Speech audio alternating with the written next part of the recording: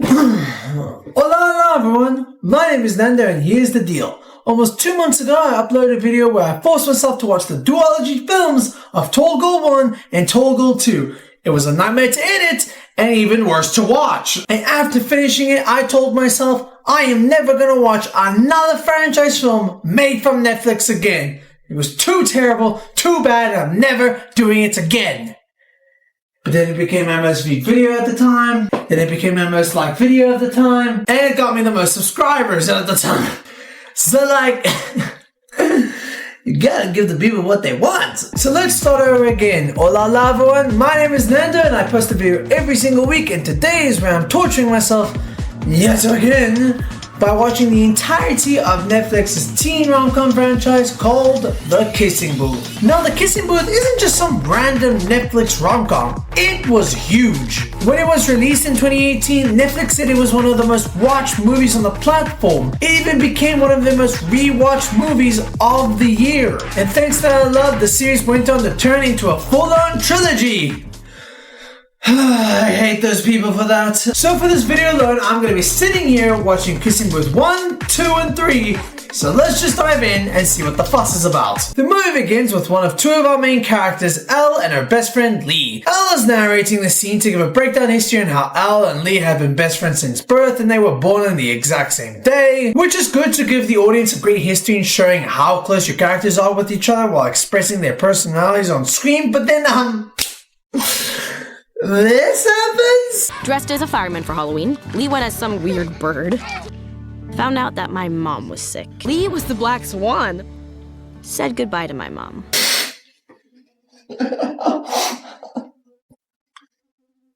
Okay, I shouldn't be laughing at this, but I will. Because Elle reveals that her mom died, which is like, sure, that's tragic and all, but like, in the nicest way possible. It kinda doesn't matter. Oh, someone's gonna clip that out of context. Like it's brought up once and it's never brought up again for story purposes. Like it's just dropped that she's dead. And then we move on. Like, okay, I guess I appreciate the random trauma dump. My brother, you are not 14. You are just not. And we're now in the present day where Elle is now a high schooler doing what all high schoolers do, relaxing in a pool patio as she lives in a hillside mansion. She's just so relatable. But while Elle and Lee are busy discussing what fundraiser they're going to make for the school, this is where we meet our third main character, Noah, who is Lee's older brother. Which is funny to say because Lee is literally older than Noah in real life. But blah blah blah, they're all just grown-ass adults pretending to be high schools. It's just movie stuff. But this is where we're also introduced to the main plot device of the movie, which is Elle and Lee's friendship rules, and those rules have to be followed very strictly. One of the big rules states that dating family members are completely off limits, so even though that Elle has a huge crush on Noah, she can't be romantically involved with him. But as Elle gets ready for her first day of high school, her pants rip up and has no other replacements except for having a really short skirt, which causes a lot of the school to start looking at her inappropriately, leading to one of the students named Tuppen to literally SAL as he smacks her butt. Lee tries to fight off Tuppen in defense for Elle, but is too weak for him, leading to Noah to absolutely grab Tuppen and beat the living hell out of him himself, which leads to the principal to send Elle, Noah, and Tuppen to the principal's office. Any excuse for a fight, right? I don't start fights, okay? I only finish them. Ooh, I bet you felt so cool saying that. And Noah explains that he did what he did to help protect her, who he refers to Elle as his little sister. Oh, how this line will age very poorly later. Also, I can't relate to this because I don't have a sister in real life, but like, do siblings really say this to each other? When did you get the boobs? I don't like this guy. And then Elle gets confronted by the three popular girls, to which she refers to them as the OMG girls because their names being Olivia, Mia, and Gwyneth. And it's just to see their mouths glistening over the fact that Noah beat a man's face half to death. As you do, I guess. Because the girls all have this one big crush on him, but when they leave, Lee comes over to ask if one of the girls named Mia spoke about him. What does she smell like today? Sometimes she smells like apples, but other times it's kind of this like blueberry coconut fusion. Oh, Can I find at least one character to like in this movie, man? So Lee is busy discussing with Al about what fundraiser to make for the school, and that's where they come up with the kissing booth. During the tension, we see that Tuppence sends an apology note to Al for what he did, and she finds him quite sweet for doing it, for by the looks of things. Like, did you forget what he did? He essayed you! That's not some playful mistake you make. He knew what he was doing. Why are you smooching up to him for a little apology note? So Tuppen asks Al what it would take for him to get her number, and that's when she makes Tuppen go out in a skirt. Which, sure, I guess, but I don't think this will really affect him as much, as he's probably known as the class clown. This act will only boost his morality around the school, then lower it. I can't believe you actually gave him your number. It was a really nice apology. He just said he was sorry through a little note. What was in those 2 words that pulled your heartstrings to just accept him again? But as she goes to the place as to where she was supposed to go on a date with Tuppen, but Tuppen no-shows for the event, but will later show up later to reveal that Noah literally threatened him to not go out with Al, and he reveals that Noah's been doing this with all the other guys that's been trying to take Al out. You can't tell him I told you. Why do you care? No boobs are worth a broken nose. What? What? A writer really wrote that? My boobs are fantastic. Yes, some would even say breathtaking. Oh, a writer really wrote that. So Al confronts Noah about the whole situation, with Noah reasoning that he was just trying to be protective of her, as Tuppen is a player, but Al wants Noah to be done looking after her, to which Noah horrifyingly says, We'll see about that.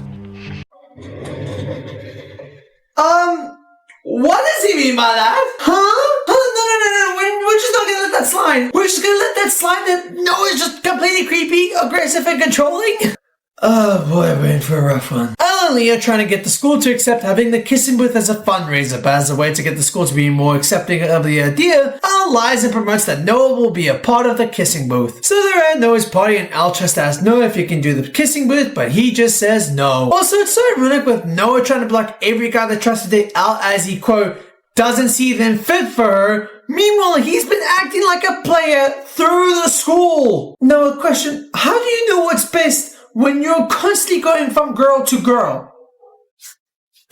Make it make sense for me, please. So Al tells the OMG girls that Noah will be at the kissing booth either way, and they get Al drunk, so drunk to the point where Al decides to undress herself to her bra and underwear, but Noah comes in to take her to bed. Al goes to school, continuing to gaslight the OMG girls, convincing them to join the kissing booth, as Noah will be involved in it too. You know, I'd call her out for this bad behavior, but it's for charity. So Al and Lee are discussing plans over the kissing booth, but then they have a little fun spreading paint on themselves. Wasting school property? Sure, but you can see the students in the background, probably busy with their art projects too. I just know if I was in their position, I would just be like this. Oh my gosh, would they please just shut the fuck up? But as Al tries to clean herself, her eyes were too blind to see that she was entering the men's bathroom. The men start to look at her while Noah tries to grab her to take her up, but with Al being tired of Noah's controlling, she decides to get back in him by giving the guys a little show. Hell yeah, you sure showed him by dancing shirtless in front of those perverted men. Sure showed him. It's a school festival, and everyone's playing all the games around the festival except for Al's game, so she goes to Noah, begging for him to be a part of it. So when the kissing booth gets underway and there's no Noah in sight, Lee subs in, but when the girls realize that Noah isn't there, they start to leave. Even one of the OMG girls that Lee has a crush on, who admits that she only spoke to him just so she could get closer to his brother Noah. Wow. The popular girls were fake this entire time. Gasp! I'm shooketh! Like, seriously, in this economy? Wait, wrong term. In this society? So when the girls leave, only one stays, and it's a girl named Rachel who goes into Kiss Lee, and I guess they're an item. Sure. But now that Lee wants to spend more time with Rachel, he just kinda dips the kissing booth and leaves Al to take care of it at the last minute. Bit of a dick move, but sure. But with Olivia upset that she has to kiss one of the dudes that she deems as ugly, the OMG girls quickly devise a plan to get back at Al for lying about Noah showing up. So they gaslight her and partake in the kissing booth in Olivia's place. But while that happens, the nerd guy sees Noah and just lets Noah cut in line. For some reason, you would say, oh, maybe he was just nervous. Brother, he was kissing another girl just a few minutes ago. What is bro gonna be nervous about? But with Noah going in and Al is substituting, it leads to Noah and Al kissing, and their kiss was so powerful, lights begin to break out for just some odd reason. Sparks were flying around them. Oh, that's why they broke. But with that, it gives Al the realization that she just broke the friendship rule, leading to her to tell Lee about it, but she trusts the defendant that it was just all for charity work. Just don't end up grinding coochies with my brother, or I'll literally never talk to you again. What? Whoa, excuse me? Who says that to their friend regarding their own brother? What the hell are you? Rule number 9, of course. Of course, right?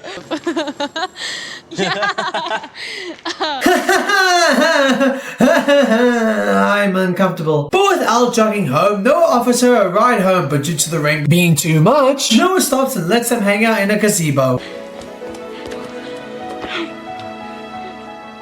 Okay. Who edited this? Did the editor do previous book and K-dramas or Indian dramas? Because holy crap, this movie loves repeating the same scene over and over to make it more dramatic. I cannot just be another one of your conquests. Is that what you think of me? Yes! You've literally shown that attitude throughout this entire movie so far. But that's when Noah admits that he has feelings for Al. Kinda odd to have a crush on someone that you at one point called your sister. But okay. So they make out again, but security comes in and admits that he knows Noah from all the other times that he's brought girls over, leaving Al utterly shocked and upset. Wow, the player is a player. My Crocs are off my feet, in shock at what they had to witness. But they're at some beach party. A guy named Warren approaches Al in the most predatory way that I've ever seen all year. Thanks. We never did get to finish your skinny dip at Flint's party. Dude, look at his face as he asked that. No, dude, go away. Al, go on. Restraining orders are a thing. So Warren tries to get Al in the hot tub even when she's constantly saying no to him. Oh, can anyone just stop this creep? Said no, Warren! Thank you. Oh, it's this guy. So Al tries to run away from Noah, but Noah tries to get her in the car, and that's where... Please get in the car, Al. Get in the car, Al! Dude!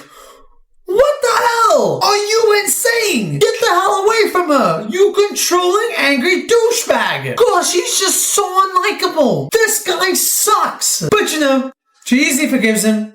Because he's hot, I guess. But she lays down some ground rules of this whole relationship where Noah can't be angry, tell Al what to do, and especially not tell Lee until she feels that she's ready to tell him. And then they do the dirty in front of the Hollywood sign. I don't want to be that guy, and by all means I mean I'm going to be that guy, but like, pretty sure it's illegal to physically be at the Hollywood sign. It's a restricted area. Can't really do that. But okay. Al and Noah are having their moment together, but that's when Noah's mom tries to get in his room. So while Al hides, Noah's mom reveals that Noah has been accepted to an Ivy League school. And what school, you may ask? Take a guess. Take a guess. Freaking Harvard. Because of course it is. So they keep the secret relationship for a while from Lee. There's a moment where Lee tries to knock on the door as they're busy doing their thing, and I thought I heard moaning. I was watching porn. Can I watch? he was way too excited to be joking around about that. Noah and Al even joined in the classroom, but when she notices that the cameras are watching, she would go to the principal's office to take footage of it happening. Look, I'm no principal, nor do I work in surveillance, but like, don't think they would just lay video files in CD boxes of surveillance footage and just have it there?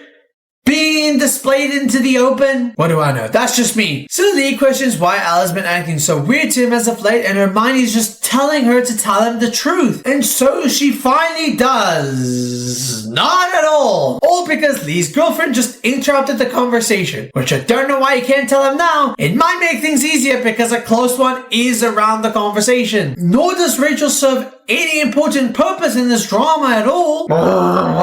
What do I know? It's just me. So while fixing Noah's car, Al falls and hits herself, causing a cut on her face. So Noah tries to fix the wound, and while doing so, they're having a discussion about Noah's anger issues. Noah just says that it's just how he's wired, and even a couple counselors didn't even help his situation. But Al is in her toxic phase of not seeing through the red flags and puts herself in that I can fix him mindset because she believes that he can still change and fix his anger. He literally says a couple counselors didn't help his situation. What is a teenage girl gonna help his situation? Lee catches Elle and Noah and believes that Noah hurt her, and Noah is already ready to charge right into him into a fight. My lord, this family is quite over emotional with any substance that happens in their lives. So Lee is asking if there's anything going on between Noah and her, and now this is your perfect opportunity to tell him everything. This is where we can finally have the moment of Al confessing everything to Lee, and she can hopefully smooth things over and deliver such a great performance. You know damn well she didn't do that. But then just a few minutes later, Lee catches Al in the act. Great, you've literally lied to his face and then got in trouble later. Al, well done. You absolute idiot! So Lee gets upset about what Al's been doing, and it leaves him and Noah battling it out. Lee, don't leave like this. I didn't mean for this to happen. Yes, you did! You absolutely did! Don't lie, you knew the rules, you knew the consequences, and still did it anyway, you frickin' liar! So Lee makes the grand reveal that the reason as to why he added that no dating sibling rule is that, well, he's a bitter and jealous brother. That's it! He's jealous of his brother getting what he couldn't and didn't want his brother taking Al away, which is such a stupid and disgusting reason. Don't drag a person into your envy melodrama, thank you. Let Al do what she feels without restricting it because of your own bitterness, please. My lord, just... all these characters suck! So with Al being upset, she takes her anger out and blames it all on Noah for this. Girl, you knew exactly what you were doing! Stop blaming others when you haven't even begun to blame yourself! She then remembers about rule number 7, where your friend has to forgive you no matter what, only if they give you ice cream, and she's surprised that he rejected it! You literally broke most of the rules in that list, and you expected him to still follow through? No thought process was made for this! But it's fine because Lee breaks in instantly as he tags her along to play this dance game that they've played since childhood. Sure, why not? The night is the moment, the moon and the stars are alive. This is the most depressing dance game I've ever seen. Like, whenever you go to arcades and people play these games, you see that people are jumping, sweating, smiling, excited, and thriving. Here we get... like, you see what I mean? So they all go to prom, and in that prom is where the high school has made a room filled with memories of the year, and with Lee and Al seeing the kissing booth, Noah comes out professing his love for Al, but Al backs out as she doesn't want to hurt Lee again. Noah apologizes to Lee the next day for everything what he did regarding Al and reveals that he's leaving to Boston for Harvard. So Lee and Al are celebrating their birthdays together, but when Al finds out about Noah going to Harvard, she gets emotional and gives into it mentally that she loves Noah and wants to be with him. Lee seems like he's about to have another temper tantrum again, but he accepts Al's decision and they're off to the airport to chase after Noah. But it turns out that Lee swapped costumes with Noah to help him be in the same car as Al. They have a wholesome moment together and they kiss at the gazebo. The exact same place that she was upset about being in before because it was always Noah's hookup spot for the girls that he's been with. There's like 4 minutes left to this film, I don't care. Al says goodbye to Noah at the airport and has a self-reflection on herself. But it's funny when I think about it, because all this happened just because of a kissing booth. You know, for a title called Kissing Booth, the Kissing Booth event only had a 10-minute runtime. For a near 2-hour movie. Okay, and that was Kissing Booth. This movie, such a mess. Everyone is toxic. Everyone is over-emotional. Everyone is crazy, and everyone just needs a bit of therapy. I think the only thing that kept me going with this movie was just the main characters' chemistry together. It made me believe that they all had legit relationships with each other. To which I think that Noah and Al actually did have a relationship IRL prior to finishing filming for the Kissing Booth, which seems lovely. But the rest, everyone just acts so unlikable in this movie. But yeah, this movie gets a 3.5 out of 10. Let's just move on with Kissing Booth 2, which is 2 hours plus long. Ooh, I am in for a treat. The movie begins with a recap of what's been happening since the ending of Kissing Booth 1. Al tries to maintain a long-distance relationship with Noah while also balancing her own life, which leads Al to give more space to herself. And we've discovered that Al's trying to write up a college essay to get accepted in, but she reminds us that she has a rule with Lee where they have to get in the same college as each other, which... Or maybe just let your friend go to a college that they feel is fit for them? You know? Also, we're still using the list as a plot for this movie. Oh boy. The college she and Lee want to go to is the School of Berkeley, which is their dream because of the school's qualities, and that's where Lee and Al's mom went together as best friends. And she also says that the college has a meme page in it, looks like this. Famous Insta squirrels and a cool meme page. You have a meme page that looks like that in the Checks Notes 2020? Who makes memes like this anymore? Like, seriously. So Al gets ready for her senior year in high school with Lee. But when they pick up Lee's girlfriend Rachel notices that Al has left a place for her to sit in the backseat of Lee's car. Like the third rail she is, damn it. So they get to school and seeing Al just breathing makes most of the school start huddling up and creating a gossip rumor about Noah and Ella potentially breaking up, even though they didn't. The OMG girls come to Al to throw more heat into the pot, and that's when I get a freaking jump scare seeing Mia because she looks so vastly different from the rest of the cast that looks exactly the same. But it just turns out that the original actress that played Mia was just recasted as she was just busy filming for another TV show. But apparently Al has been distancing herself from Noah for so long that Noah had to call up the school to pretend that he was her dad just so she'd be forced to answer him. Which is, wow, just wow. But they reassure their relationship and all is well. The school also wants Al and Lee to do the kissing booth again because of how successful it was last time. And just like last time, Al's going to continue making false promises of what's going to happen in the event, and they all still believe her. Gullibles. So Noah and Ella are having a FaceTime call together, and that's when Noah pops the question and asking that she should apply here to Harvard. But as Ella's in school, she gets approached by this goth girl named Heather, which is literally the most goth girl name of all time. And they start to have a conversation with each other, which feels so odd to me because if I recall, this was their first on-screen conversation together.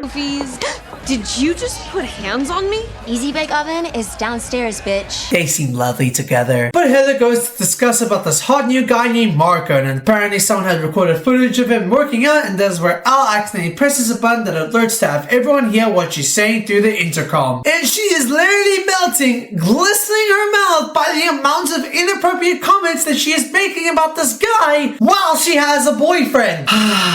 Terrible, terrible character. And with Lee hearing this, he literally goes through a whole midlife crisis trying to rush through the whole school just to tell her. And while even talking to Rachel and them, she literally admits, Was my description not vivid enough? I literally described 100 different ways Marco can get it. you have a boyfriend! Why are you so awful? Then Al bumps into Marco in the most he's right behind me, isn't he? Kind of scene, and like, this was made in 2020. They have the most awkward discussion. Noah then buys Al a ticket to see him in Boston, and as they discuss plans about seeing each other, that's where Al gets to see Noah's friend group, especially the one girl named Chloe, who Al now feels completely jealous about, stalking Chloe's Instagram page for evidence of anything. And if you think I feel any sympathy for Al, don't worry, I don't. Because again, she was literally making inappropriate comments about another man while she's still taken. But you want us to question about Noah's loyalty.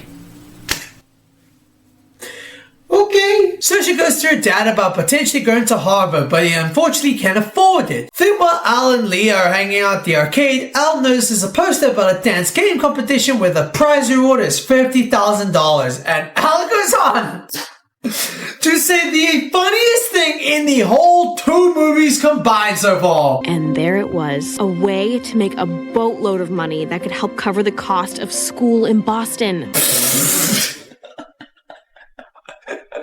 You think $50,000 is gonna cover for Harvard? Ha!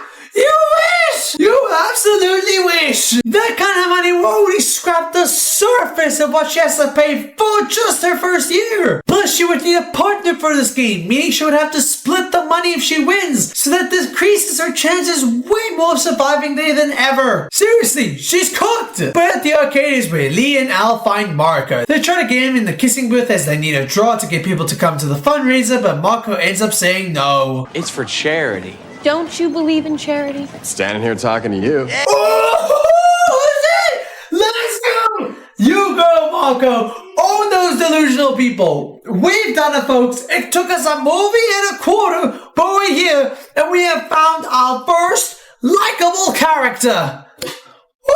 We're in such a good pace. But Marco makes a deal where they can play any game of Elle's choosing, and if she wins, he'll join the kissing booth. She of course chooses the dance game, and even though she was highly distracted by the fact that Marco is an apparent pro at the game, she still wins somehow, leading Marco to be a part of the kissing booth. Lee also realizes that within this practice, he had accidentally stood his girlfriend up for their date. Rachel admits to Lee that she dislikes being a third wheel between him and Alan, that he needs to figure out what his priorities are. Alan finally makes it to Boston to see Noah, and Noah pulls out a very hilarious accidental trick shot. Honestly, I just wish the actor that got hit actually committed to the bit and just collapsed. So Al goes to meet Noah's friends, especially her now mortal enemy Chloe, who greets everyone but greets Noah like this. Now, it is established in this movie that they're just friends.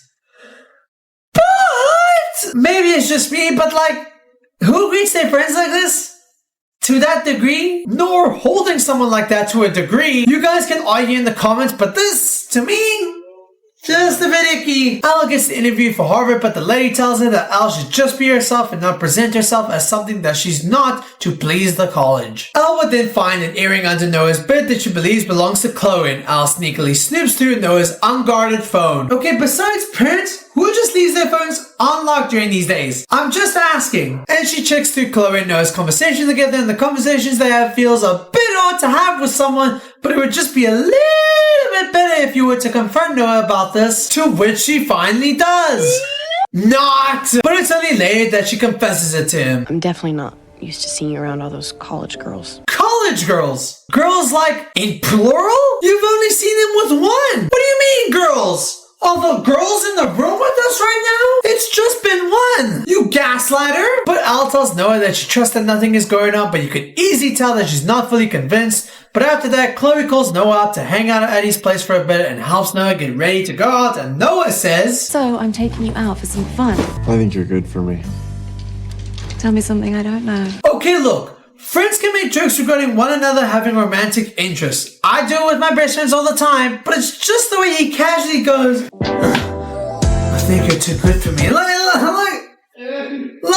So Leah and Al are trained for the dance competition. Lee asks about what happened in Boston, but Al feels too speechless to speak up as she doesn't know where to begin with the story. Then Al asks Lee about what's happening in his relationship with Rachel, and he lies too and doesn't admit about the situation. So Al's just like, Don't worry though.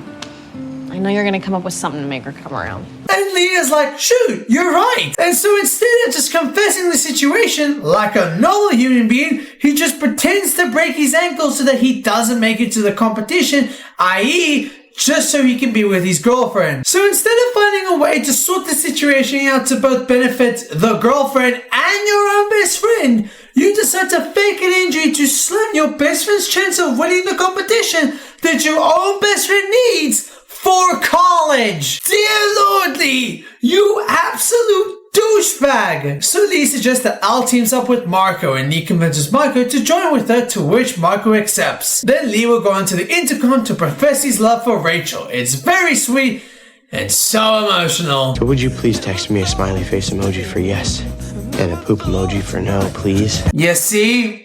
Told you it was very sweet and emotional. So then Rachel takes him back, and then later Rachel questions if Lee spoke to Al about giving their relationship more space to themselves. Lee says that he got it sorted out when he's just lying. He never confessed anything to Al about this. Why is it so hard to confess to a friend that you want to spend time with your girlfriend and your best friend separately? It's not that deep. Al would find out about Lee's fake ankle injury. Lee would just apologize, but still wouldn't confess that he did this just to spend time with his girlfriend. So Al and Marco practically go on a date with each other to have their time together. Al and Noah call again, to which Noah admits that he went out to see a band, and when Al asks who he went with, Noah lies and says that he just went with a guy friend instead of admitting that it was Chloe. Man, everyone is just freaking lying in this whole damn film! So Al and Lee start carving pumpkins together, and Rachel comes in revealing that they were supposed to do that together. But then Lee will then invite Al over to his date with Rachel. Oh my lord, you're not abandoning Al by telling her no! Just tell her and she will understand! Then we have this random side plot where one of Al's friends, I guess, is just having troubles because he has a crush on this one guy at school, which feels so unnecessary as a plot point to add when we're an hour away from this film and we already have 6 6 different plot points already. You have Al having trust issues with Noah, Al and her connection with Marco, the dance competition, Al trying to get into Harvard, the kissing booth, even though it's barely mentioned and it's the whole name of the film, it's still a plot point. And lastly, Lee and Rachel having problems regarding Lee being too close with his best friend and sidelining his own girlfriend. We've got 6 already, we do not need a 7th one, please. So Al and Lee go to a costume party where they both dressed up as the Ghostbusters when slowly revealing that Rachel came in as a marshmallow because they were originally supposed to be s'mores together. My lord, Lee is just such a terrible boyfriend. No communication whatsoever with this man. And so Marco finishes a performance for the party and asks Al if she could dance with him, to which she agrees. Remember folks, she was pissed at Noah for having any involvement with the woman, but yeah, she's been doing all of this with Noah.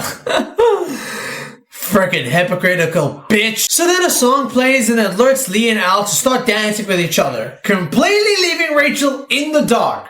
Remember, Lee, you fricking suck. And the emotions get to Rachel as she confesses how frustrated she is in watching Al constantly getting in the way of her relationship with Lee. But the thing is, it's not really Al's fault as she never knew what was going on, and it's always Lee that encourages the behavior instead of opening up about it. He just constantly lies and slithers his way out of a heated argument and never fully commits to doing better. Noah's even putting his effort in trying to talk things out with Al, but she can't say anything to him, still having no trust in him even though she's doing exactly what she's doing with Marco. This ain't even kissing booth, it's just trust issues, the movie. Al even finds out that the earring from Noah's bed was from Chloe and she cries about it. I don't care. Al's a terrible person. So while Al and Marco go for the dance competition, Lee finds out that, oh no, Al was trying to apply for Harvard. Because remember the friendship rule, folks. Seriously, you can commit to a list that you made when you were 6, but you can't commit to an actual relationship.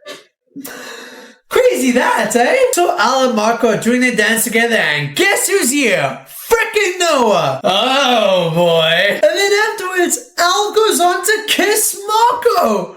Oh my lord, you awful person! Now it's time for Thanksgiving, where Al and Lee's family come together to have lunch. Al tries to smooth things out with Rachel and says this. Seriously, can you just talk to me? Like, I don't know what's going on. She literally told you why she doesn't like you! What do you mean you don't know?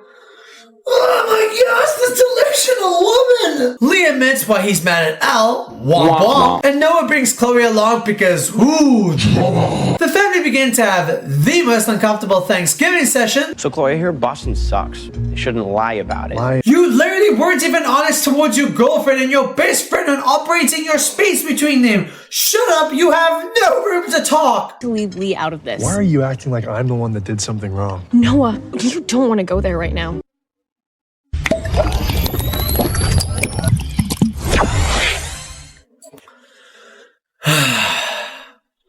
You cheated! He was faithful! You've done exactly what you criticized him for! What do you mean, don't go there? Screw you! Screw you! Screw you all! You guys suck! And Rachel, I don't even know why you're mad at me right now.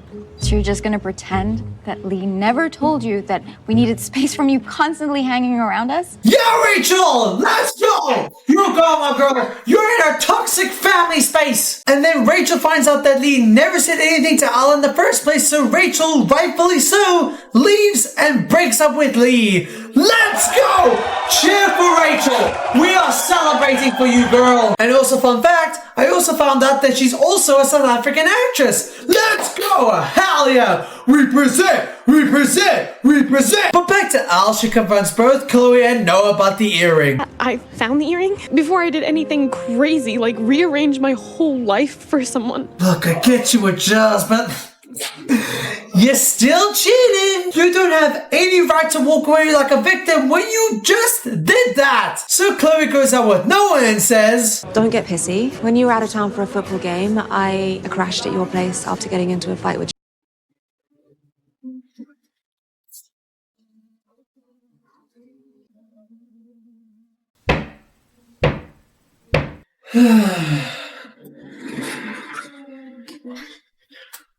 Why did you not mention that before? I'm so sorry, guys. I'm so sorry. I've been so loud on this. Oh my god. I know you guys are probably sick of it, but oh my lord, everyone is so terrible.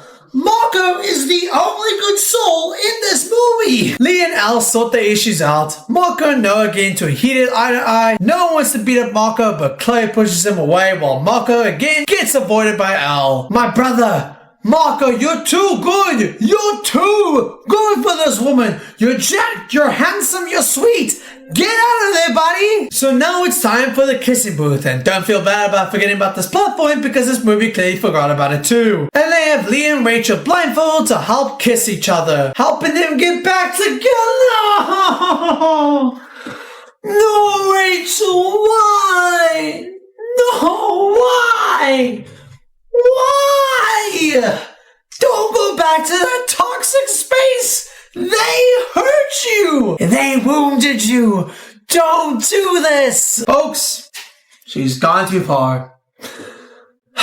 We have lost Rachel. Let's just get back to the film. Marco would then get a turn having to kiss Al, but instead of kissing her, he just wants to talk things out, apologizing for everything, even though he's been the victim throughout this. But Al is practically turning him down, saying that she does like him, but he's just not the one. Yeah, not for you, because my man Marco can do way better than how you treated him. GG's, Marco. It's not your fault. She was nothing more than a valuable lesson. So Al goes to that whole chasing their loved one to the airport thingy, but Al catches up to Chloe, who reassures her of everything. Al and Noah make up. Al has been accepted from both Berkeley and Harvard.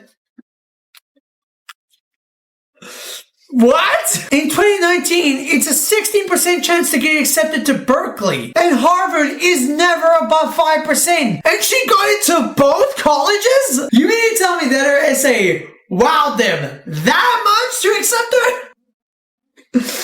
What is this movie? And they all celebrate as they get accepted to their preferred colleges. But Al lies and doesn't say anything, possibly to prevent Lee from acting like a big baby. Come on, bro. It's not worth it. Exactly my point, random guy. Exactly my point. Everyone goes on a car ride together and the movie ends with Al conflicted as to where to go, which will be revealed in the third movie. And that was Kissing Booth 2. This movie was so frustrating, I think.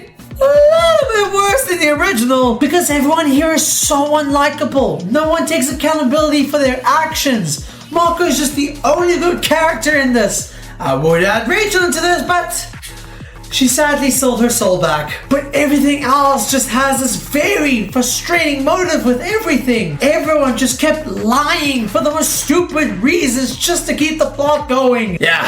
3 out of 10. And also Kissing Booth, as in the whole festival event, was also given around like 10 minutes of an actual kissing booth happening in the movie.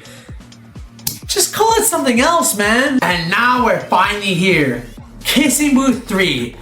I am so drained from this series. Mentally and physically, I'd like to cry, but we're here now, so there's just no point in stopping now. So let's get into this. So the gang are out having dinner together, but that's when Lee and Noah's parents admit that they're potentially going to sell the beach house that they're all going to be staying in because there's no real point in keeping it when everyone's going to leave for college and the bills have been quite expensive to pay. Wait, so where are we gonna watch the fireworks on the 4th of July?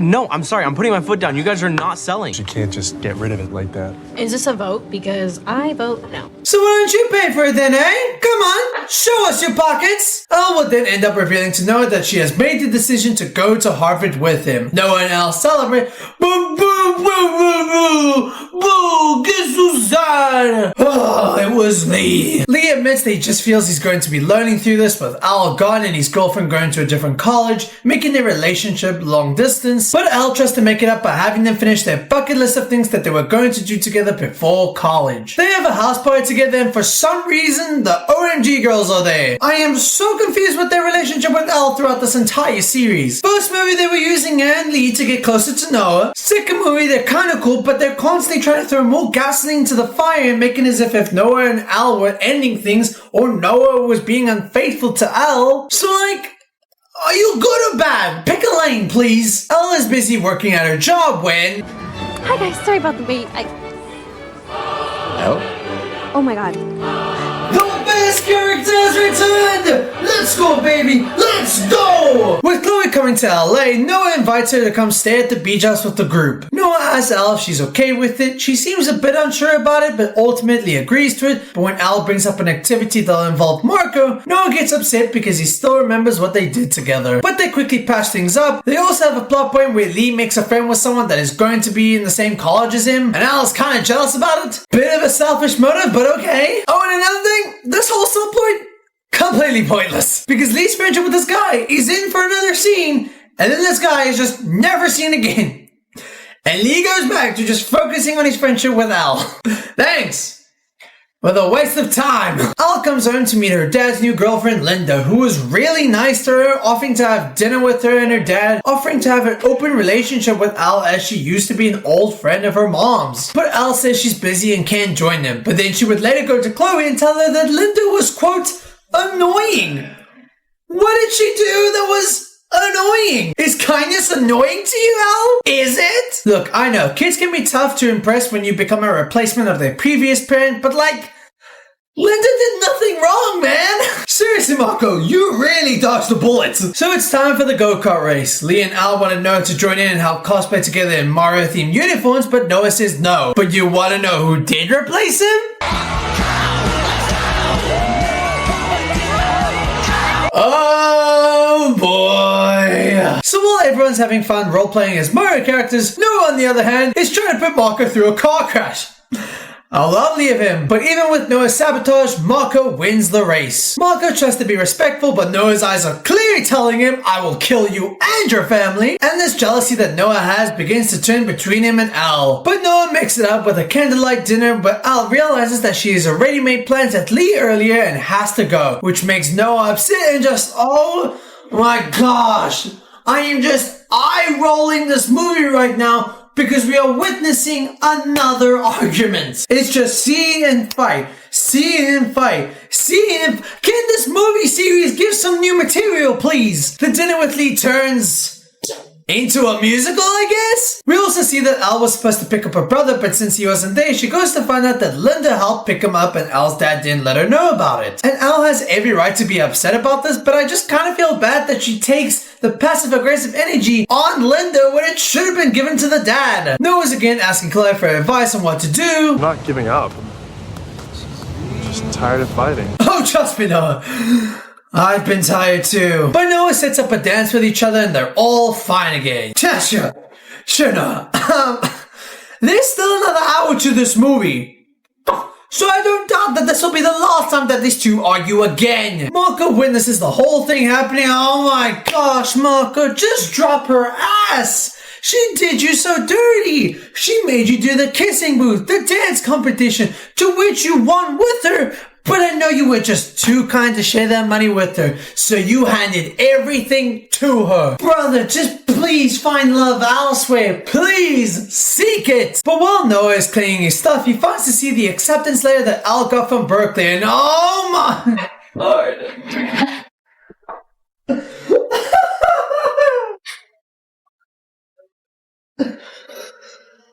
Oh.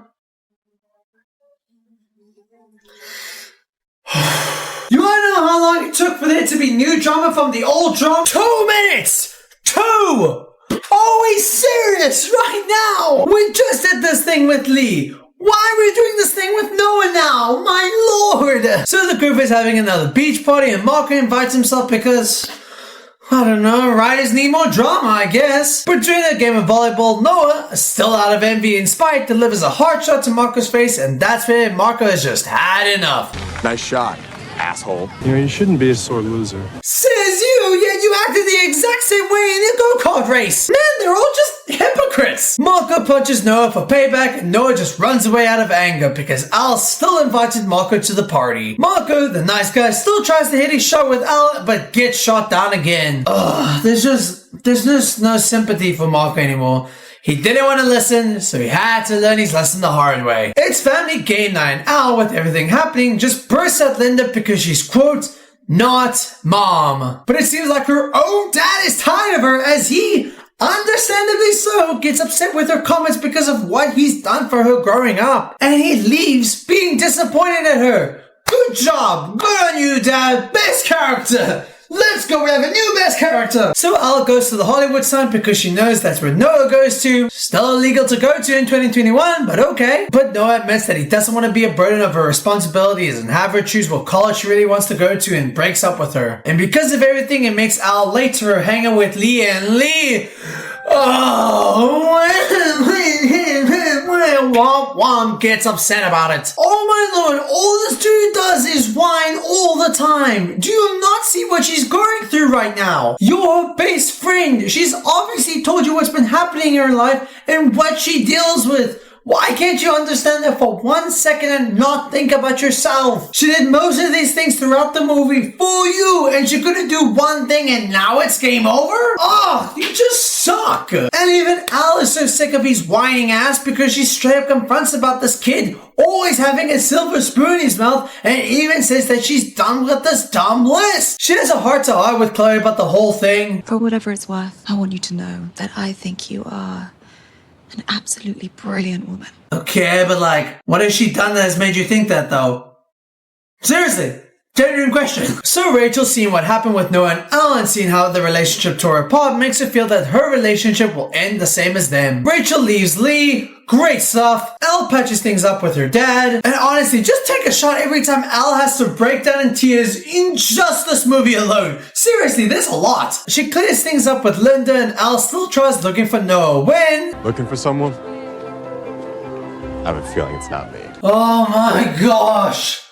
Now I'm just getting sick of seeing him now. He just keeps coming back to this woman. He's too far gone. Marco, I love you, my man, but you're losing me here. So Marco came to say goodbye as he's taking a gap year to go to New York and work on being a musician and have a mutual goodbye. In their own way. Hey! Each was a big part of my life. Crazy to befriend and joke with someone that literally did a terrible thing to you in the first film. But alright. She talks to Lee and realizes that she keeps making decisions that just benefit her relationships with people like Noah and Lee, but never takes time for herself to truly understand what she wants. So they hug, and Al apologizes to Lee for her past comments and says she never meant it. Why? You were cooking! You were right! You're grown-ass adults keeping a strict rule over a list that you guys made as fetuses. Seriously! Grow up! So Lee reveals to Noah that Al plans on going to USC to work on being a video game designer, which feels a bit random, but okay. Like, yes, we've seen clips regarding Al playing console games, but not once does she ever go in depth with wanting to do more with them. It just doesn't really make sense, but just... shh. Not going more into this. There's still 25 minutes left. Somehow, Lee and Al say their goodbyes. Lee's mom admits that she doesn't want to resell the house because nostalgia, I guess. Al says goodbye to Noah. Al gets into the college. Of course she does. 6 years pass. Lee and Rachel got together and are getting married soon. You disappoint me, Rachel. You disappoint me. Al bumps into Noah again, catching up with everything, and the movie ends with them riding their bikes together, possibly foreshadowing that they could get back together, which is something I do not care about because we are at the end, boys. Woo! Oh, we've done it. Oh, I am done. This is such a relief. So yes, ladies and gentlemen, that was Kissing Booth 3. 1 out of 10. This is the worst one out of the whole series. And I'm not even being dramatic or exaggerated because this movie has been nothing but a bowl of irritation. It's almost 2 hours of just constant fighting, Al arguing with everyone, and just... that's it.